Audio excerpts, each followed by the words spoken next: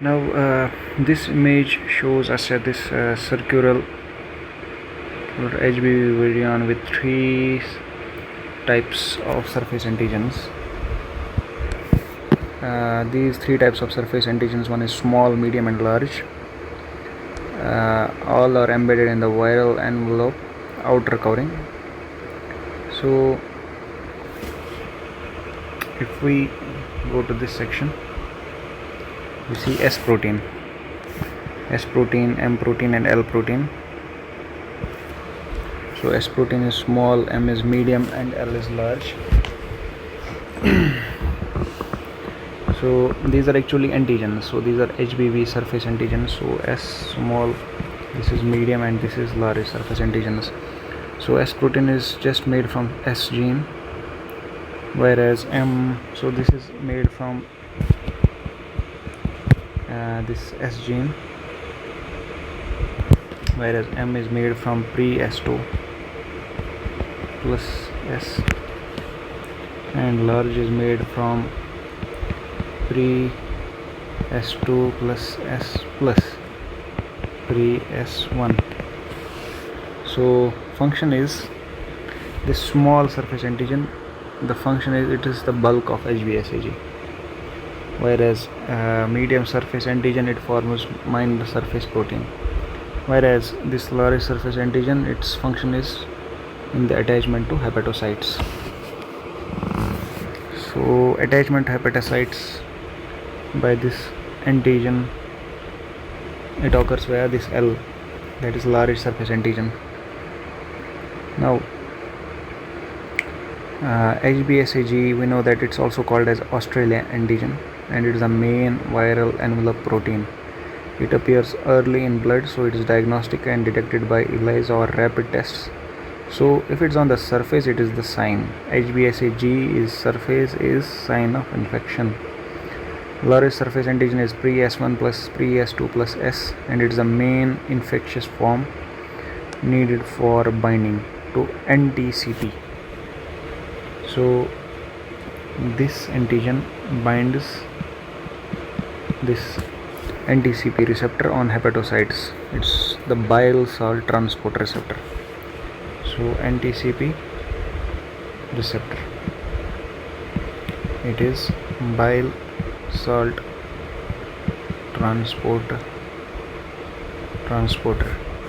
and it's used in research for targeted vaccines targeted by neutralizing antibodies. So it plays a role in protective immunity. Clinical mastery insight is that HBV infects only liver because pre-S1 binds to NTCP. That is why HBV is non-systemic despite being in blood. So this is the subset pre-S1 that binds to this receptor, not pre-S2 or not S.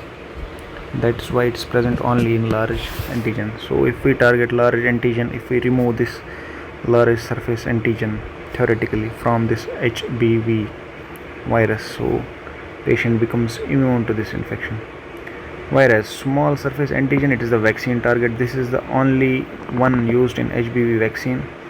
Vaccines contain non-infectious HBsAg particles produced in excess. Reason? Because HBsAg stays high even after viral load drops. So excess HBsAg without detectable DNA is inactive carrier state because it's produced in excess. That's why HBsAg stays high even after viral load drops. So HBV viral DNA load drops, but it will stay high because it's produced in excess. That is why you when you see HBsAg positive but HBDNA is negative, that could mean inactive carrier state. So if a patient is HBsAg positive, HBeAg negative, DNA is low, ALT is normal, so patient is inactive carrier. But if ALT is increased or DNA is detectable or increased even with HBeAg negative, then we say it is a pre-core mutant HBV. So HBsAg positive, HBDNA positive, but EAG is negative, think pre-core mutant. So you have to think aggressive under disguise. So what does this mean, pre-core mutants? Pre-core mutants have fully negative HBeAg due to mutation in pre-core region.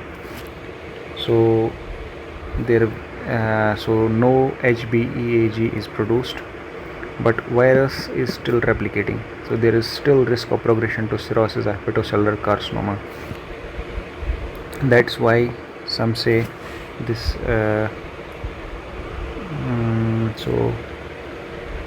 That's why some say this pre-core mutant HBV is a silent killer. It appears inactive, but ALT and DNA betray true nature. And if you miss this, so patient will progress silently.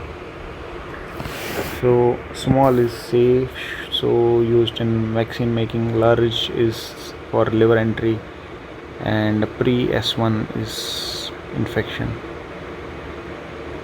So a child born to HBsAg mother, I know that only L protein can enter liver, and vaccines contain only small, so baby's immune system sees the antigen but is not infected.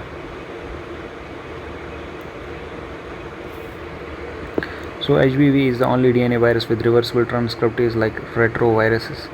HBV DNA can integrate into host genome.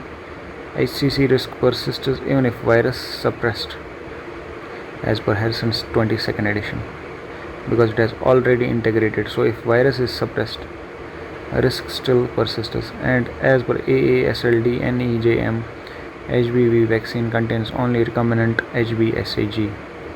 And tenofovir and entecavir, that are the first line, also prevent mother to child transmission. But there are new drugs that are targeting HBx and capsid inhibitors, but they are under trial. So HBsAg positive. To summarize, HBsAg positive, ALT increased, HBV DNA detectable, but HBeAg negative, think pre-core mutant. Whereas HBsAg positive, ALT increased, HBV DNA positive, HBeAg also positive, think active replication. So child with hepatitis B virus, mother give hepatitis B immunoglobulin plus vaccine within 12 hours.